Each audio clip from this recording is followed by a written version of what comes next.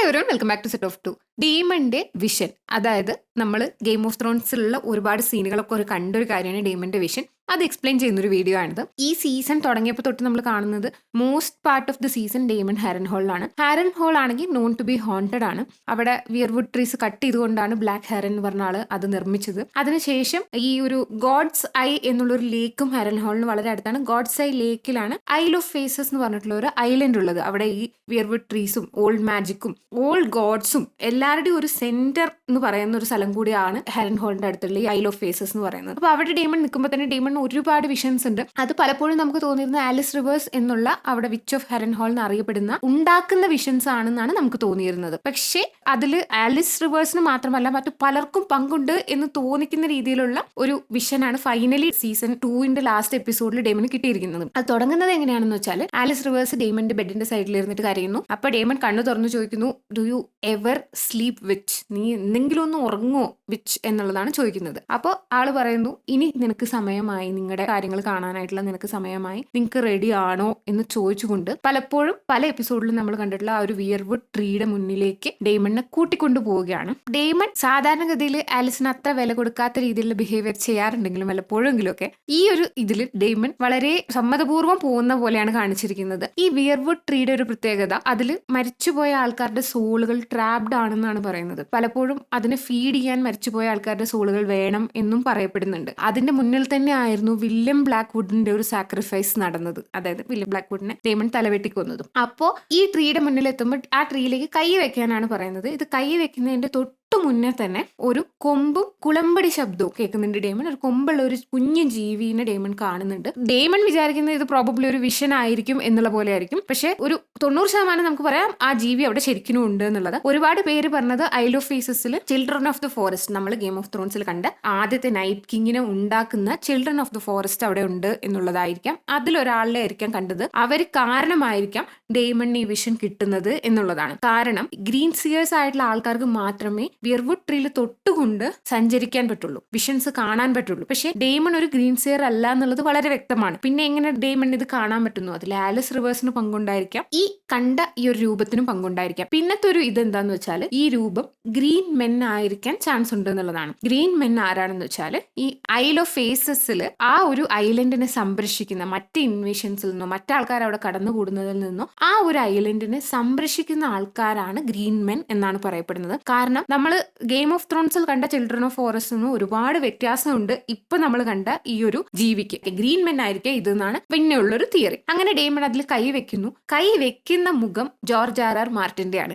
വിയർവുഡ് tree നിങ്ങൾക്കറിയാം, game of ത്രോൺസിൽ നമ്മൾ ഒരുപാട് കണ്ടിട്ടുണ്ട്, എല്ലാത്തിനും ഒരു മുഖമുണ്ട്. അപ്പൊ ആ മുഖം ജോർജ് ആർ മാർട്ടിന്റെ ആണ്. ഇതൊരു വളരെ പോയറ്റിക് ആയ ഒരു കാര്യമാണ് ഇതിന്റെ ക്രിയേറ്റേഴ്സ് ചെയ്തതെന്ന് എനിക്ക് തോന്നുന്നു. എന്തിനായിരുന്നു ഇത്രയും ഹൈപ്പ് ജോർജ് ആർ മാർട്ടിന്റെ മുഖം വെച്ച് വിയർവുഡ് ട്രീ ഉണ്ടാക്കിയെന്ന് ഞാൻ വിചാരിച്ചിരുന്നു. ഈ ഒരു സീനിന് വേണ്ടിയായിരിക്കും അവർ അങ്ങനെ ചെയ്തതെന്ന് തോന്നും. കാരണം എന്താണെന്ന് വെച്ചാൽ ഡേമന്റെ ഫേറ്റ് ആക്ച്വലി നിശ്ചയിക്കുന്ന ആള്, ഈ കഥയെല്ലാം എഴുതുന്ന ആള് ജോർജ് ആർ മാർട്ടിൻ ആണ്. ഇതൊരു കഥയാണ് എന്നുള്ള പല പല റെഫറൻസുകൾ throughout the final episode നമുക്ക് കാണാൻ പറ്റും. പല ഡയലോഗുകളിലും ഇത് കാണാൻ പറ്റും. അപ്പൊ അത് വളരെ ഒരു ഭംഗിയുള്ളൊരു കാര്യം ഇത് ക്രിയേറ്റേഴ്സ് ചെയ്ത പോലെ എനിക്ക് തോന്നി. ഇനി അങ്ങോട്ട് ഞാൻ ഈ കഥ പറയുമ്പോൾ ഡേമന്റെ ഫേറ്റും ഓവറോൾ കഥയുടെ ഗതികളും തമ്മിലുള്ള കുറച്ചെങ്കിലും സ്പോയിലേഴ്സ് ഇൻവോൾവ് ചെയ്യാണ്ട് ഇത് പറയാൻ പറ്റില്ല. ഒരു വക സ്പോയിലേഴ്സ് അല്ല, ഇതിന്റെ ക്രിയേറ്റേഴ്സ് തന്നെ വെളിപ്പെടുത്തിയിട്ടുള്ള സ്പോയിലേഴ്സ് ആണ്. പക്ഷെ നിങ്ങൾക്ക് സ്പോയിലേഴ്സ് ബുദ്ധിമുട്ടുണ്ടെങ്കിൽ നിങ്ങൾക്ക് ഈ വീഡിയോ സ്കിപ്പ് ചെയ്യാവുന്നതാണ്. ആദ്യം തന്നെ ഡേമൺ കൈ വെക്കുമ്പോൾ കാണുന്നത് 3-eyed റേവനെയാണ്. 3-eyed റേവനെ നമ്മൾ ഗെയിം ഓഫ് ത്രോൺസിലും കണ്ടിട്ടുണ്ട്. ബ്രാൻനെ ഒരുപാട് ഗൈഡ് ചെയ്യുന്നതും ബ്രാനാണ് പിന്നീട് 3-eyed റേവന്റെ പൊസിഷൻ ഏറ്റെടുക്കുന്നത് എന്നാണ് നമ്മൾ വിചാരിച്ചത്. പക്ഷെ പിന്നെ ബ്രാൻ കിങ് ആയി. എന്തായാലും അപ്പോഴും ബ്രാൻ 3-eyed റേവനും ആയിരിക്കുമോ എന്ന് എനിക്കറിയില്ല.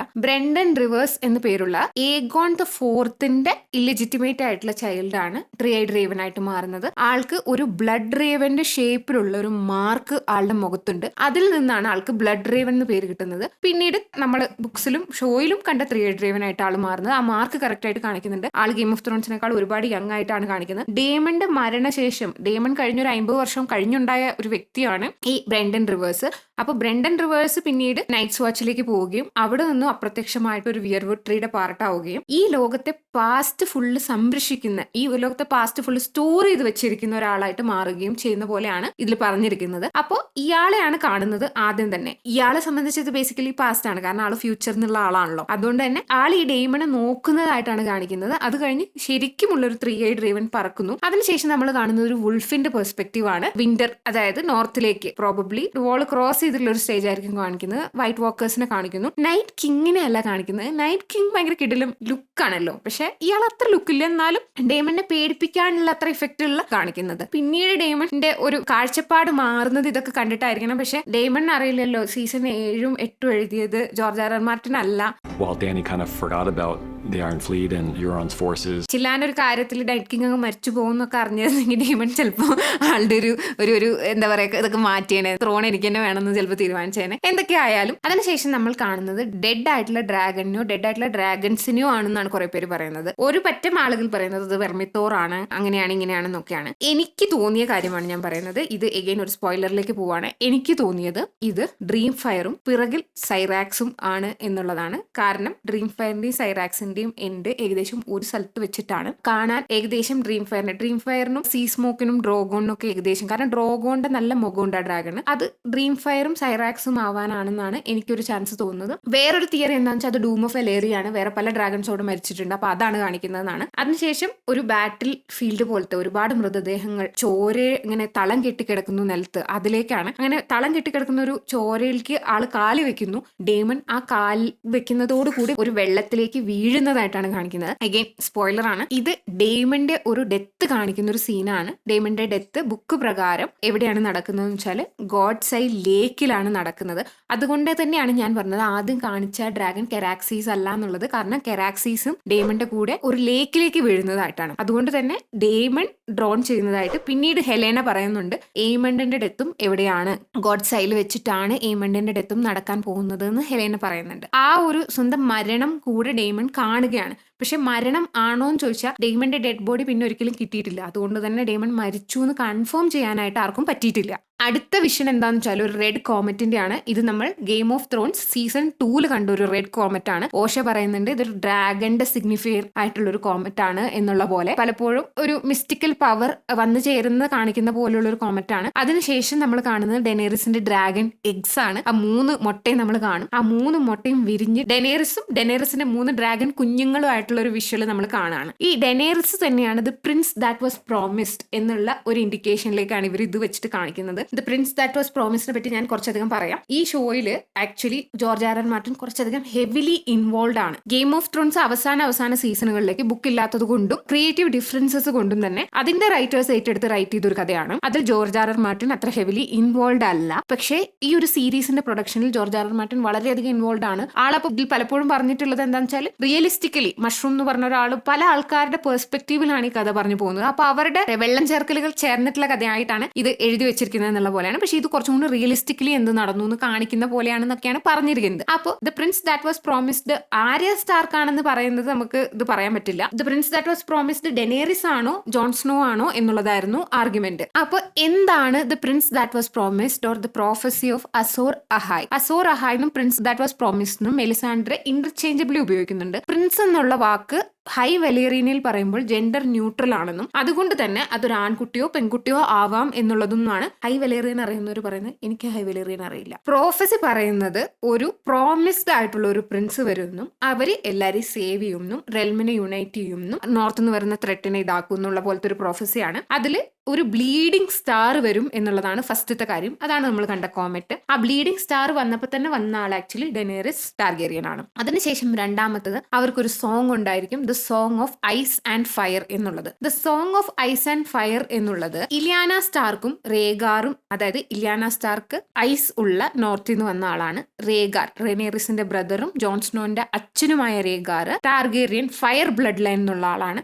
അവർ രണ്ടുപേരും ചേർന്നുണ്ടായ ജോൺ സ്നോ ആണ് the song of ice and fire എന്നുള്ളതാണ് ഒരു വാദം. രണ്ടാമത്തെ വാദം എന്താണെന്ന് വെച്ചാൽ ജോർജ് ആർ മാർട്ടിൻ തന്നെ വെളിപ്പെടുത്തിയിട്ടുണ്ട്. സോങ് ഓഫ് ഐസ് ആൻഡ് ഫയറിൽ ഐസ് എന്നതുകൊണ്ട് ആൾ ഉദ്ദേശിക്കുന്നത് വൈറ്റ് വാക്കേഴ്സിനെയോ അല്ലെങ്കിൽ ആ മഞ്ഞിനെയാണ്, അല്ലാണ്ട് ലിറ്ററൽ നോർത്ത് എന്നുള്ള മഞ്ഞിനെ അല്ലാന്ന്. അപ്പൊ അങ്ങനെയാണെങ്കിൽ ഡെനേറിസിനെ തന്നെയാണ്. ഇനി റേഗാർ ടാർഗേറിയൻ പണ്ട് വിചാരിച്ചിരുന്നത്, ഡെനേറിസിന്റെ ചേട്ടനായ റേഗാർ ടാർഗേറിയൻ വിചാരിച്ചിരുന്നത് അയാള് the prince that was promised ആണെന്നായിരുന്നു. ഇപ്പൊ പലപ്പോഴും ഈ സീസണിൽ നമ്മളെ റെനേറെ കാണിച്ചു കൂട്ടുന്ന കുറെ കാര്യങ്ങൾ നമുക്ക് കാണുമ്പോൾ തോന്നും പുള്ളിക്കാരത്തിക്കും അങ്ങനെ ഒരു വിചാരം ഉണ്ടോ, ആള് റെൽമിനെ യുണൈറ്റ് ചെയ്യും, ആളാണോ the prince that was promise എന്നൊരു വിചാരം ഉണ്ടോ എന്നുള്ള ഒരു ഇതുണ്ട്. ഇതൊരു 5000 വർഷം പഴക്കം മിനിമം ഉള്ളൊരു പ്രോഫസിയാണ് കേട്ടോ. ഇനി റീഗാറിന്റെ കാര്യം പറയാനാണെങ്കിൽ അതിൽ ഒരുപാട് കാര്യങ്ങൾ പറയാനുണ്ട്. കാരണം ജോൺ സ്നോന്റെ ലീനിയേജ് അല്ലെങ്കിൽ ജോൺ സ്നോന്റെ പാരന്റേജ് അവിടെ നിന്നാണ് വരുന്നത്. റീഗാർ സ്റ്റാർഗെറിയൻ സ്വയം വിചാരിച്ചിരുന്നത് ആള് പ്രിൻസ് ആയിരുന്നു എന്ന്. അതിനുശേഷം ആൾ എന്താണ് ചെയ്തതെന്ന് വെച്ചാൽ ആള് ഓൾറെഡി മാരീഡ് ആയ 2 കുട്ടികളുള്ള ഒരു വ്യക്തിയായിരുന്നു. ആള് ടൂർണമെന്റിൽ വെച്ച് ഇലിയാന സ്റ്റാർക്കിനെ തട്ടിക്കൊണ്ടുപോയി എന്നാണ് പറയപ്പെടുന്നത്. പക്ഷെ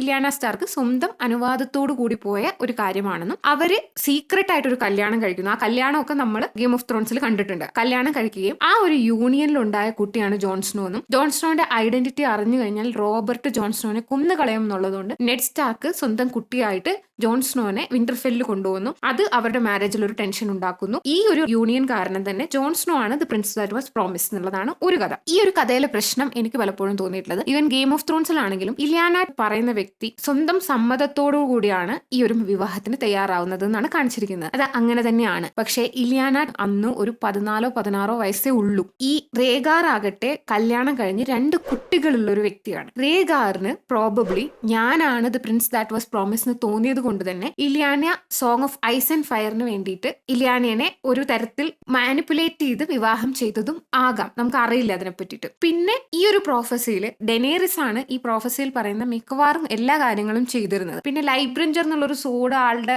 വൈഫിന്റെ ബ്ലഡ് കൊണ്ട് ഉണ്ടാക്കണം, പുനർജന്മം ഉണ്ടാകണം. ഈ 2 കാര്യങ്ങളാണ്. ഡെനേറിസിന്റെ പുനർജന്മം ഓൾറെഡി നമ്മൾ കണ്ടതാണ്. കാരണം ആൾ കാൾ ഡ്രോഗോന്റെ കൂടെ മരിക്കാൻ പോയ ഒരു വ്യക്തിയാണ്. അതിൽ നിന്നാണ് ഉയർത്തെഴുന്നേൽക്കുന്നത്. ഒരുപാട് മിറാക്കിൾസ് സറൗണ്ട് ചെയ്യുന്ന ഒരാളാണ് ഡെനേറിസ് ടാർഗേറിയൻ. അതിനുശേഷം വേറൊരു തിയറി ഉള്ളത് എന്താണെന്ന് വെച്ചാൽ ഈ ഒരു തിയറി ബിലീവ് ചെയ്യാനാണ് എനിക്ക് കൂടുതൽ ഇഷ്ടം. ഈ ഒരു 3-headed ഡ്രാഗൺ എന്നുള്ളൊരു കോൺസെപ്റ്റ് ഉണ്ട്. ഈ ഇവിടെ ഒരു ടാർഗേറിയൻസിന്റെ സിജിലില് 3 തലയുള്ള ഡ്രാഗൺസിനെയാണ് കാണിക്കുന്നത്. ആ 3 തലയിൽ ഡെനേറിസിന്റെ കയ്യിലുള്ളത് 3 ഡ്രാഗൺസ് ആണ്. ഡെനേറിസ് അവരെ കൺട്രോൾ ചെയ്യുന്നുണ്ടെങ്കിലും ഡെനേറിസ് എപ്പോഴും എടുക്കുന്ന ഡ്രാഗൺ ഡ്രോഗോൺ ആണ്. അപ്പോൾ അതിൽ ഒരു ഡ്രാഗൺ ഡെനേറിസും ഒരു ഡ്രാഗണിനെ ജോൺ സ്നോയും ക്ലെയിം ചെയ്യുന്നു. 3ാമത്തെ ഡ്രാഗനെ ടിറിയൻ ലാനിസ്റ്റർ ക്ലെയിം ചെയ്യും എന്നുള്ള രീതിയിലുള്ള ഒരു ഇത്. ടിറിയൻ ലാനിസ്റ്റർ സീക്രട്ട്ലി ടാർഗേറിയൻ ആണെന്നും അതുകൊണ്ടാണ് ടൈവിൻ ലാനിസ്റ്ററിന് ടിറിയനെ ഇഷ്ടമില്ലാത്തത് എന്നുള്ള ഒരു തിയറിയും അവിടെ ഓടുന്നുണ്ട്. ആ തിയറിയാണ് എനിക്ക് ഒന്നും കൂടി ഇഷ്ടം. അവര് റെൽമിനെ യുണൈറ്റ് ചെയ്യുന്നു, അവർ ഒരുമിച്ച് നൈറ്റ് കിങ്ങിനെതിരെ പോരാടുന്നു എന്നുള്ള അത് ഒന്നും കൂടി. അതായത് അവര് അപ്പോ ഫയർ 2 പേരും ഒന്നിച്ചു. ഫയർ ആണ് ഡെനേറിസും ഫയർ ആണ് ജോൺ സ്നോയും ഫയർ ആണ് ടിറിയനും. അവര് ഈ ഐസിനെതിരെ പോരാടുന്നു. It will be a literal song of ice and fire. അങ്ങനത്തെ രീതിയിൽ ആണ് എനിക്കൊന്നും കൂടി വിശ്വസിക്കാൻ ഇഷ്ടമുള്ള ഒരു കഥ. സീസൺ 8 നടന്ന ഒരു കാര്യം എനിക്ക് ഓർക്കാൻ താല്പര്യമില്ല. ഞാൻ ഗെയിം ഓഫ് ത്രോൺസിനെ പറ്റി പെട്ടെന്ന് തന്നെ അടുത്ത ആഴ്ച പറ്റുകയാണെങ്കിൽ ഒരു വീഡിയോ ചെയ്യാം. അതിൽ ഇതൊന്നും കൂടി ഡീറ്റെയിൽ ആയിട്ട് പോകാം. അതിനുശേഷം നമുക്ക് ഡേമണ്ട് വിഷനിലേക്ക് തിരിച്ചു വരാം. ആള് ലാസ്റ്റ് ആയിട്ട് കാണുന്നത് റെനേറയാണ്. റെനേറ ത്രോണിൽ ഇരിക്കുന്നതായിട്ടാണ്. അപ്പം റെനേറയെ തന്നെ ആള് സപ്പോർട്ട് ചെയ്യണം, അല്ലെങ്കിൽ റെനേറ ഏതെങ്കിലും ഒരു പോയിന്റിൽ ആ ത്രോണിൽ ഇരിക്കും എന്നുള്ളത് ആള് ഫ്യൂച്ചർ കാണുകയാണ്. അതിനുശേഷം ഹെലേനയാണ് കാണുന്നത്. ഹെലേന സ്പെസിഫിക്കലി കുറച്ച് കാര്യങ്ങൾ ഡേമണ്ട് അടുത്ത് പറയുന്നുണ്ട്. ഹെലേന ഡേമണ്ടോട് പറയുന്നത് it is A story you are all but 1 part in it. അതായത് ഇത് നിങ്ങളുടെ കഥയല്ല, ഇതിലും വലിയൊരു ബിഗ് പിക്ചർ ഉണ്ട്. ഇതിൽ നമ്മുടെ പാർട്ട് ചെയ്ത് പോവുക. നിങ്ങളും ഞാനും ഒക്കെ എന്താ പറയുക ഒരു ചെസ് ബോർഡിലെ കരുക്കളെ പോലെ ഇതിൽ നമ്മളെ പാർട്ട് ചെയ്ത് നമ്മൾ മണ്ണിടിഞ്ഞു പോവുക എന്നുള്ള രീതിയിലുള്ള ഒരു കോൺവെർസേഷൻ, ഇതൊരു കഥയാണെന്നുള്ള രീതിയിൽ പറയുന്നുണ്ട്. അതിനുശേഷം നമ്മൾ കാണുന്നത് ഹെലേന പറയുന്നു you know what you have to do. നിങ്ങൾക്ക് എന്താണ് ചെയ്യേണ്ടതെന്ന് നിങ്ങൾക്ക് അറിയാം എന്ന് പറഞ്ഞിട്ട്, പക്ഷേ ഹെലേന ഇത് പറയുന്നത് കിങ്സ് ലാൻഡിംഗ് നിന്നാണ്, റെഡ് കീപ്പിൽ നിന്നിട്ടാണ് ഹെലേന ഇത് പറയുന്നത്. ഹെലേനയുടെ ഡ്രാഗൺ ഡ്രീമർ ആണ് എന്നുള്ളത് വളരെ ക്ലിയർ ആണ്. പക്ഷേ ഹെലേനയുടെ ഡ്രാഗൺ ഡ്രീം ഓൾഡ് വലേറിയ എന്നുള്ള മാജിക് ആണ്. വിയർവുഡ് ട്രീ എന്നുള്ളത് ഇവിടുത്തെ മാജിക് ആണ്. ഈ ചിൽഡ്രൻ ഓഫ് ഫോറസ്റ്റും ഈ ഒരു ഏരിയയിലെ മാജിക് ആണ്. പക്ഷെ ഇത് ഈ ഷോ റണ്ണേഴ്സ് കണക്ട് ചെയ്തിരിക്കുകയാണ്, കണക്ട് ചെയ്തുകൊണ്ട് കാണിച്ചിരിക്കുകയാണ്. ഈ ഒരു ഹോൾ വിഷന് ശേഷം ഡീമണിന് ഒരു മാനസാന്തരം ഉണ്ടാവുകയും ആളുടെ പഴയ പ്ലാനുകളെല്ലാം മാറ്റിവെച്ചിട്ട് ഇതിലും വലുതെന്തോ നടക്കാനിരിക്കുന്നുണ്ട് എന്നുള്ള മനസ്സിലാക്കിക്കൊണ്ട് തന്നെ റെൽമിനെ യുണൈറ്റ് ചെയ്യാണ് വേണ്ടത്, അല്ലാണ്ട് വിട്ടുകളയല്ല വേണ്ടതെന്ന് മനസ്സിലാക്കിക്കൊണ്ട് പിന്നീടുള്ള ആക്ഷൻസ് എടുക്കുന്നതായിട്ടാണ് കാണിച്ചിരിക്കുന്നത്. സീസൺ 2 എപ്പിസോഡ് 8ന്റെ എക്സ്പ്ലനേഷൻ നമ്മൾ വേറൊരു വീഡിയോ ആയിട്ട് തന്നെ ചെയ്യുന്നുണ്ട്. അപ്പോൾ അത് നിങ്ങൾക്ക് ഞാനിവിടെ മെൻഷൻ ചെയ്യാം, അത് നിങ്ങൾക്ക് ഇവിടെ പോയി കാണാവുന്നതാണ്. നിങ്ങൾക്ക് ഞാനിതിൽ എന്തെങ്കിലും മിസ്സാക്കിയെന്ന് തോന്നുന്നുണ്ടെങ്കിൽ please let me know in the comments. നിങ്ങൾക്ക് ഈ വീഡിയോ ഇഷ്ടപ്പെട്ടു എന്നുണ്ടെങ്കിൽ please subscribe to our channel and click the bell icon. By.